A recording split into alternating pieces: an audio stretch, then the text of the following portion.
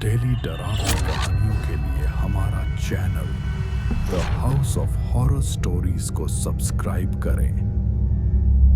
यह कहानी पूर्णतः काल्पनिक है। इसमें वर्णित सभी पात्र, स्थान, घटनाएं और परिस्थितियां लेखक की कल्पना मात्र हैं। इनका किसी भी जीवित या मृत व्यक्ति, संस्था, स्थान या वास्तविक घटना से कोई संबंध नहीं है। यदि किसी भी प्रकार की समानता किसी वास्तविक घटना या व्यक्ति से प्रतीत होती है तो वह मात्र एक संयोग है। आज की कहानी का शीर्षक है लखनऊ की भूतिया दुल्हन।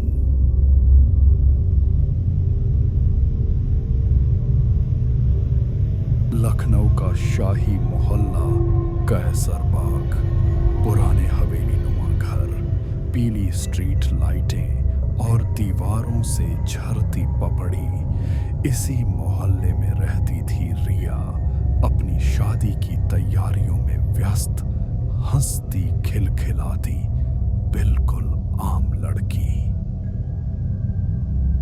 लेकिन पिछले एक हफ्ते से उसके साथ कुछ अजीब होने लगा था। कभी मेकअप रूम के शीशे में कोई परछाई दिख जाती, कभी कोई लाल चुन्नी अपने आप हवा में उड़ने लगती, कभी कोई फुसफुसाहट। रिया, ये जोड़ा मेरा था।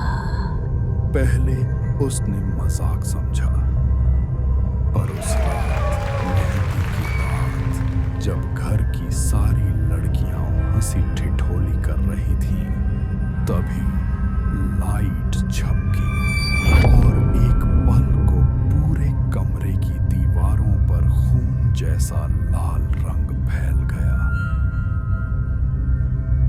रिया ने डरते हुए चारों तरफ देखा।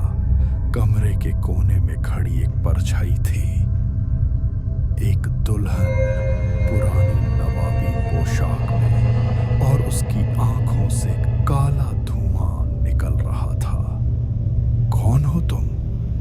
रिया की आवाज कांपी। उस औरत ने धीरे से कहा, जिससे तेरा दूल्हा पहले वादा कर चुका है। रिया बेहोश होकर गिर पड़ी। सुबह उठी तो सबने कहा, थकान होगी बेटा, प्री वेडिंग स्ट्रेस है। पर रिया जानती थी वो कोई सपना नहीं था।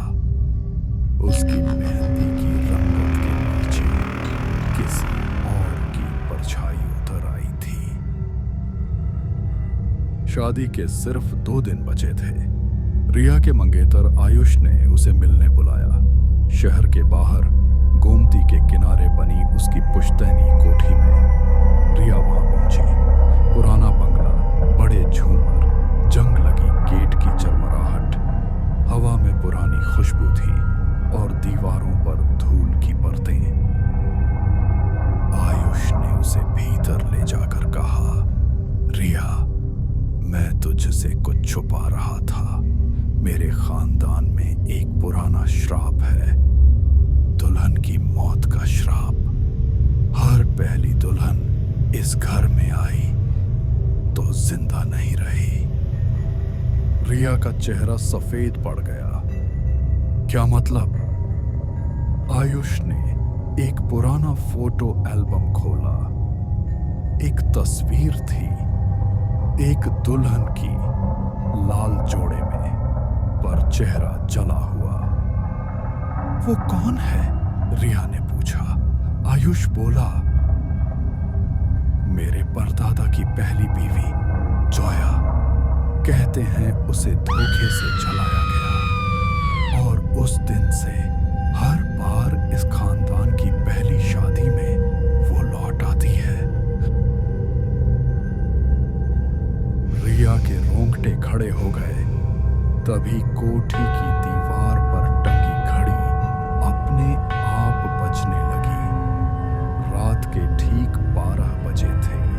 ऊपर की मंजिल से बेंच खिसकने की आवाज आई। रिया और आयुष दौड़कर ऊपर गए।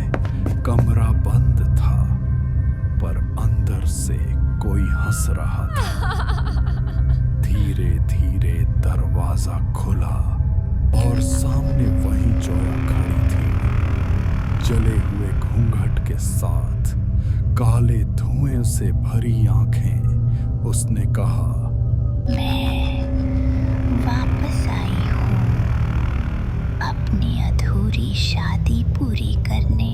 रिया को अब सब समझ आ गया था। वो जोया सिर्फ एक आत्मा नहीं, बल्कि उस हवेली की पहली दुल्हन की आत्मा थी, जिसे हर पीढ़ी में दोहराया जाना था।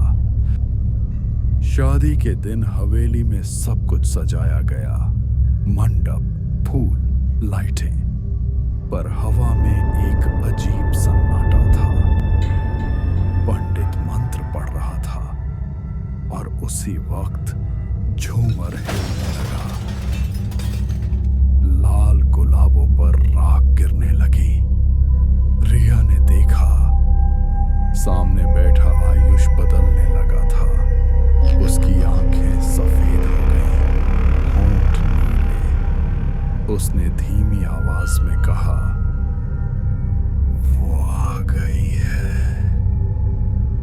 अगले ही पल हवेली की सब लाइटें बुझ गईं। हर दिशा से वही आवाज आई, इस बार शादी अधूरी नहीं रहेगी। रिया की साड़ी का पल्लू अपने आप ऊपर उठा, जैसे कोई अदृश्य हाथ उसे मंडप की ओर खींच रहा हो। पंडित भाग गए, मेहमान चिल्ला उठे, आयुष तड़पने लगा और उसी वक्त हवन कुंड से एक लपट उठी। लपटों के बीच जोया का चेहरा चमका। शादी पूरी हुई। लपटें शांत हुईं। रिया वहीं गिर पड़ी और जब सबने देखा तो मंडप में सिर्फ एक दुल्हन बैठी थी, लाल जोड़े में, मुस्कुराती हुई। पर वो रिया नहीं थी, वो जोया थी। उस दिन के बाद वो हवेली सील कर दी गई।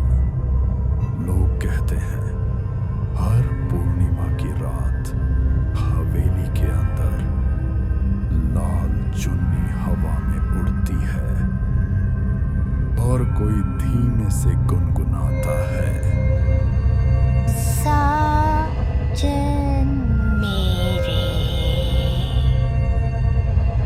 आप तो आजा। यह कहानी पसंद आई है तो लाइक, शेयर और सब्सक्राइब करना न भूलें और ऐसी ही डेली डरावनी कहानियों के लिए देखते रहिए द हाउस ऑफ हॉरर।